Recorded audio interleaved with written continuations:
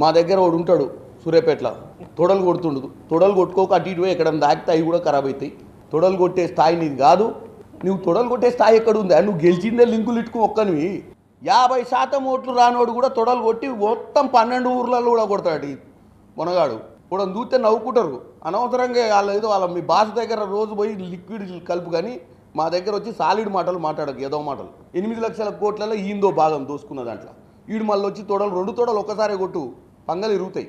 నేను ఒక్కొక్కటే చెప్తున్నా జగదీశ్వర్ రెడ్డి, నీకు నిజంగానే అంత తీట ఉంటే ఇక 3 ఏళ్ళ దాకా ఎందుకే? నేను ఇవాళ ఛాలెంజ్ చేస్తున్నా, నువ్వు సూర్యాపేటలో రాజీనామా చేయి, మళ్ళా గెలిచిరా, ఆ తర్వాత 12 మంది మరో 2 ఎంపీల గురించి మాట్లాడదు. నువ్వు పెద్ద పిస్తావని నిన్ను సూర్యాపేట ప్రజలు కళ్ళకు అద్దుకొని నిలబెట్టిరు అనుకుంటున్నావు. నువ్వు జేబులు కొట్టేటోళ్ళు ఎక్కుంటావు చూస్తానికి. నువ్వు ఏం చేస్తావో నాగారం ఊళ్ళో పోయి అడిగితే చెప్తారు గతంలో ఏం చేసినావో. నువ్వు కట్టిన ఇల్లు కూడా ఎవరి లేఅవుట్లో కట్టినా కూడా చెప్తారు ఆడ పోయి. నువ్వు అర్జెంటుగా రాజీనామా చేసి మళ్ళీ ఎన్నికలకు వచ్చి గెలిచి నీ మొగతనం నిరూపించుకోవాలని ఛాలెంజ్ చేస్తున్నా జగదీశ్వర్ రెడ్డి గారు.